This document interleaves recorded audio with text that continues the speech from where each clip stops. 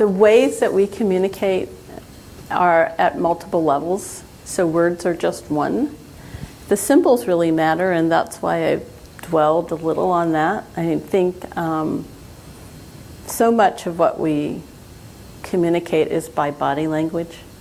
I'm an OBGYN, and so I'm endlessly fascinated by sex and gender and the ways that women and men communicate different things. I think women need to learn more about how men communicate in body language and vice versa, because I think that as we go forward, the studies show that being able to incorporate diversity into a team is really fundamental. But that's when body language is really hard to read. And that is actually probably 80% of what's going on in a group, unfortunately, all the nonverbal communications. So I think, yes, communication is important, but I would say communication writ large in all the ways that we communicate with each other, shorthands and longhand. But the fundamental piece for all communication is listening.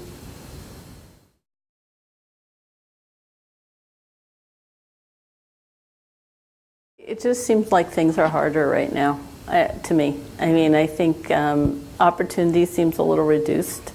So I think you prepare more for adversity, because I think it's harder.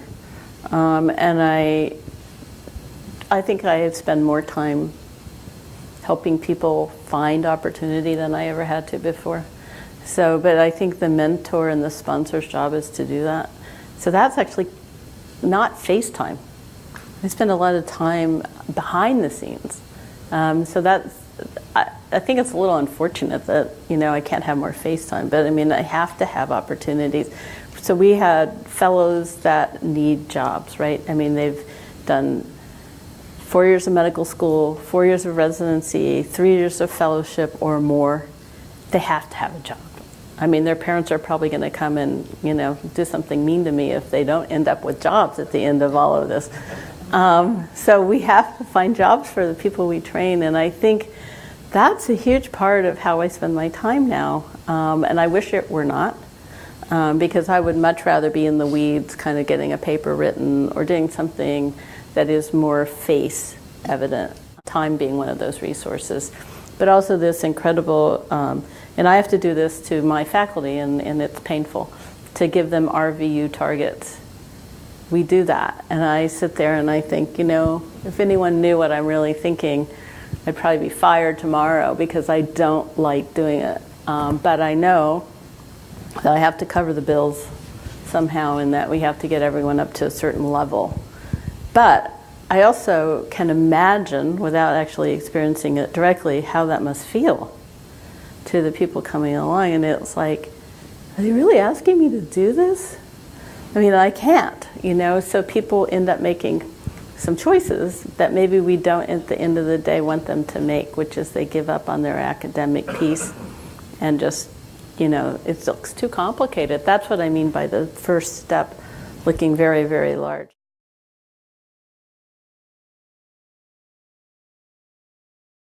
Did anybody hear this guy that lives at Stanford named Ehrlich on NPR this last week? So talking about how many people are on the planet. I mean, it is one place, and now it's gone from, I think I was in the 1 billion group, certainly between the 1 and 2, and now you guys are at 7 going to 8. So you think it might make a difference to have that many people around. And I mean, if you're the top 1% of humanity, but there's a lot more of those now. The other thing is, you can get mad at us, you should, none of us are deciding to die right away. Or retire. I mean, I'm not planning to die, thank you very much. So now you have 4 or 5 generations in the lab, not just at home. That's crowded. No? Does it? I mean, it could be a good thing if we figure it out, but right now it's just like we don't really have strategies academically. We're going to have to resource share to get through this, because we have to mentor the next generation. It's very clear to me that that is our first and primary goal.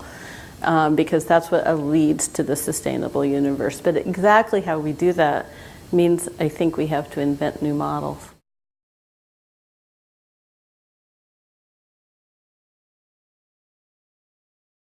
I hope so. So one of the things I did when I left California is I went to a funny town called Pittsburgh, and they had an empty lab. I would move in this lab, I set up shop, and they give me $25,000 to start my lab. And at the end of the year, they had me come back and describe how I spent my first year, and their $25,000. And I hear the treasurer's report, and they have much, much more than $25,000. To give to anyone. So they had a huge corpus that we then respun into a research institute that I was in charge of populating the clinical research portfolio. And over 15 years, that's what I did. And we did a lot with industry. We did a lot with biotech, if we could find it. It wasn't so prevalent in the early 90s. And yeah, I mean, we have to be uber resourceful for who we partner with, and I don't think that distinction makes as much sense. If it ever did make sense, it doesn't make any sense now. I think now we have to become an expert in something, and then we have to figure out how to put the experts together to get jobs done that are important jobs that need to be done, and not just product development, which was the old industry model. I think industry is challenged to come up with something more relevant. And certainly academics is under the gun to come up with relevance for its vision. So I think coming up with some kind of relevant vision that weaves together the resources that we have as a planet is fundamental. And people are always going to be tempted to go back into the P&L model of profit and loss and make a product and sell it for the most money. Scientists, we hope, are the ones least tempted by that. I mean, that's the professionalism piece. We hope doctors aren't that tempted by that. It would be awful, really, if you went to the doctor and you thought that they were just looking at you as dollars and cents. And it would be really a misappropriation if scientists thought of themselves as just here to make a product that sold well. So I think all of us have to stick together so that we don't get utilized in a way that isn't the noble nature of our professions. I was president of the SGI, Society for Gynecologic Investigation, and I had a very controversial speaker come. I didn't think she was going to be controversial, but her name is Paula Stefan, and she wrote a book on how economics shapes science. And she gave a talk and she showed the peril, because NIH took this piece and the industry took this piece, and there was the middle that no one took, and that was translational science and clinical research. And she said, you know, we've overtrained, we haven't really gotten it right. NIH never intended to have the whole thing. It always intended a partnership with industry. Where's the partnership? You know, where's the beef? And people came up afterwards and they said, how could you invite this horrible speaker? And you know, it's like, because she said we need a paradigm shift, right? We're not working the way we designed it 50 years ago. Let's think about what we need to do. If, you know, the people that didn't want their cheese to be moved were very irate. And the people that knew that there needed to be change were like, yeah, but we have to think about it. It won't happen unless we do. So I think it would be great to continue this conversation about what should it look like and how can we take the resources that we have and redistribute them, share them in a way that makes much more sense. So we don't want to push our 80-year-olds out if they're still productive, but they can't get paid the way they've been. That's how it looks to me. This is a very practical chair hat. I can't afford them at their current pay line. But they're welcome to stay as long as they don't breathe too much. And no, I'm serious, they have to be contributing. But now the amount that they have to contribute is actually more time and less resources. And they have to show that they can participate in the fabric of the department and do good. And then you guys have to be ready for the opportunities, because I think they're going to come in hidden forms, not necessarily the same ones as before. But you're going to have to participate in the invention of the new model, of the new paradigm, and you're going to see things that we don't see. That's the thing, is I don't know it all, and nor does anybody else.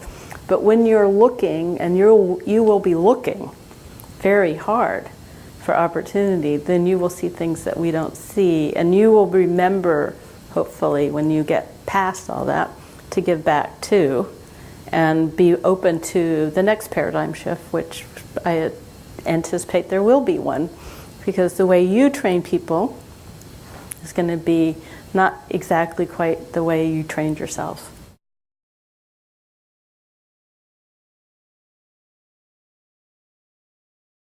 In a lot of little ways, but one of bigger way is at the promotion and appointment and tenure committee. So I will be the advocate for the team. So in the past you had to be the last author or the first author, or you couldn't get promoted. And even you couldn't get tenure unless you got X number of grants and all this kind of stuff. Sometimes we've shot ourselves in the foot by having these artificial rules about who goes first, second, third, and fourth, and then, lead dog versus, dog team. And so I think what we have to do is say, if I took a person out of the team, would the team function the way it's functioning now? If the team is functioning well, and I subtract the person out, will it hurt the team? If the answer to that is yes, and that person wasn't going to get promoted because they didn't get their ticket punched in the other ways, then I'm going to make sure that person gets promoted. And I will. I can be very persuasive. And almost always the committee will vote with me on that one. But I think what we haven't done is that test, that little acid test, like, can we actually survive without these people? So recently someone who never really wanted to be the lead, but always wanted to be the anchor in the lab, came up for tenure. And the person had trained so many people, had done so much good work, but had never really been the lead. And we got that person tenure because they were just such a fabulous anchor. And so you kind of have to articulate what the role was. And this person wasn't so good at figuring out that they were an anchor. It was easier for me to see that they were an anchor than they could see that they were an anchor. So I think we need a new category. That's a new category, an anchor. And you can't run a lab without those people. I had the same lab technician for 20 years. And I thought of every way to retain her. But after a while, I couldn't. I ran out of options at my university for retaining her as an anchor. It was very hard and very painful. And I still think it was a mistake to have to not have more for her to aspire to.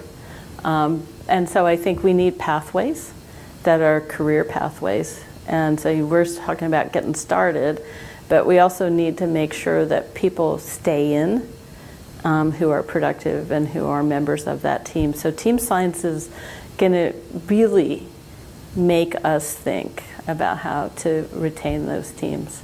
And I think when you think about being part of the team, you have to think about how you can do that too, because you want to retain those members too. So when you're part of that team, you have to make sure that you are thinking more than about your own progress, right? Even at the level that you're at now, you have to be supportive of one another, and it does go better.